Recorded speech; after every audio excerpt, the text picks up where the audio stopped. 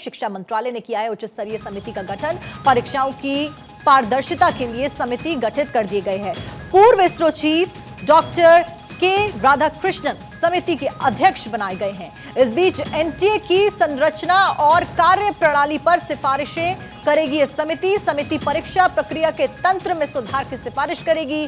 समिति 2 महीने के भीतर मंत्रालय को अपनी रिपोर्ट भी सौंपेगी। तो देखिए, एनटीए के ऊपर तमाम सवाल खड़े हुए, एनटीए के ऊपर पेपर लीक जैसे गंभीर जो मामले हैं वो सामने आते हैं। फिलहाल एक तरफ जहां कोर्ट इस पूरे मसले के ऊपर सुनवाई कर रहा है, शिक्षक काफी ज्यादा गुस्से में है, स्टूडेंट्स काफी ज्यादा गुस्से में हैं और पेरेंट्स भी काफी ज्यादा गुस्से में हैं और नाराज हैं, क्योंकि जिस तरीके से बीते दिनों पेपर लीक के मामले सामने आए और पेपर स्थगित तक हो गए, उसको लेकर आक्रोश काफी ज्यादा है। फिलहाल बड़ा डिसीजन यहां पर लिया है, मंत्रालय ने उच्च स्तरीय समिति का गठन कर दिया है। ज्यादा जानकारी के साथ अक्षय हमारे सहयोगी हमारे साथ जुड़ गए। अक्षय, फिलहाल समिति का गठन कर दिया है, कितना लगता है कि प्रोडक्टिव ये समिति होने वाली है और कितना आसान आगे का काम ये समिति करने वाली है? देखिए, सबसे बड़ी बात रही है कि जब से एनडीए बना और एनडीए ने जिस तरह से एग्जामिनेशन कराए, उस पर खास करके नीट एग्जाम के बाद लगातार सवालों के घेरे में एनडीए रहा है। और जिस तरह से यूजीसी नेट और उसके बाद सीएसआईआर यूजीसी नेट के पेपर कैंसिल किए गए हैं, सवाल लगातार उठ रहा था। और शिक्षा मंत्री धर्मेंद्र प्रधान ने कुछ दिन पहले ही इशारा कर दिया था कि वो उच्च स्तरीय कमेटी का गठन करने जा रहे हैं।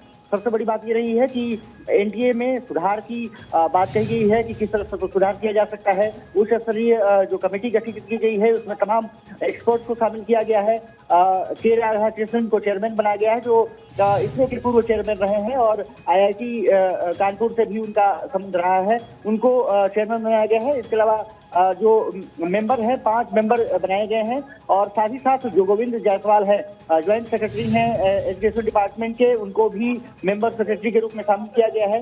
साफ तौर पर है कि इसमें तमाम जगहों से एक्सपर्ट्स का सम्मिलित होना, रणदीप गुलेरिया जो एम्स के डायरेक्टर रहे हैं, फॉर्मर डायरेक्टर है, उनको भी इसमें शामिल किया गया है। कहा जा सकता है कि नीट एग्जामिनेशन में जिस तरह से धांधली की शिकायतें आई, जिस तरह से पेपर लीक की शिकायतें आई, एनटीए पर जिस तरह से सवाल उठा, अब ये जो कमेटी है तमाम सुधारों को लेकर के अपना रिपोर्ट बनाएगी। और ये कहा जा रहा है कि किस तरह से परीक्षा में सुधारों के लिए क्या क्या सिक्योरिटी को बेहतर किया जा सकता है, क्या एसओपी रखा जा सकता है, किस तरह से डाटा को ब्रीच नहीं होने दिया जा सकता है। अच्छा अक्षय, ये जो रिपोर्ट कमेटी के द्वारा बनाई जाएगी, बताया जा रहा है कि समिति 2 महीने के भीतर मंत्रालय को अपनी रिपोर्ट सौंपने जा रही है। ऐसे में इस रिपोर्ट में क्या कुछ एडेड होगा, किस किस बिंदुओं के ऊपर रिसर्च की जाएगी जो कि इस रिपोर्ट में एड ऑन किया जाएगा, और कब से ये कमेटी काम करना शुरू करने वाली है?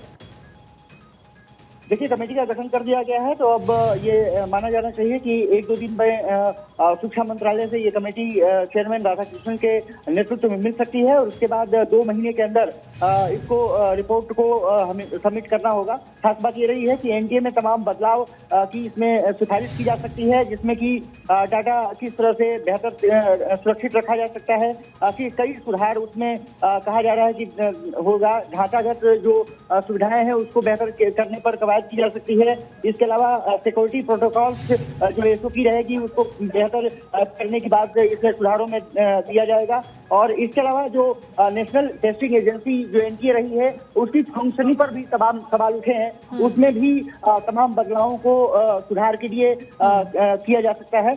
ये माना जा रहा है कि क्योंकि तमाम जगहों से जो इसके कमेटी के मेंबर्स हैं और चेयरमैन हैं, उनका एक विस्तृत रूप से अनुभव रहा है, चाहे वो रणदीप गुलेरिया रहे हो, राधाकृष्णन रहे हो या फिर आदित्य मित्तल जो डीन स्टूडेंट है आईआईटी दिल्ली के, निश्चित रूप से कह सकते हैं कि एक मजबूत कवायद की जा सकती है, ऐसा इस कमेटी के देखने से लगता है। अब 2 महीने बाद तमाम सुधारों के साथ जब कमेटी सामने आएगी, रिपोर्ट सबमिट करेगी, किस तरह से सरकार उसको एनडीए को बेहतर तरीके से ढांचागत सुविधा या फिर तमाम सुविधाओं में किस तरह से बेहतर कर सकती है, देखना दिलचस्प होगा। चलिए ठीक है अक्षय, जानकारी आपने दी, बहुत बहुत शुक्रिया। फिलहाल शिक्षा मंत्रालय की तरफ से ये बड़ा कदम उठाया गया, उच्च स्तरीय समिति का गठन कर दिया गया है जो कि परीक्षाओं की पारदर्शिता के लिए यहां पर काम करेगी और 2 महीने के अंदर अपनी रिपोर्ट भी मंत्रालय को सौंपने वाली है।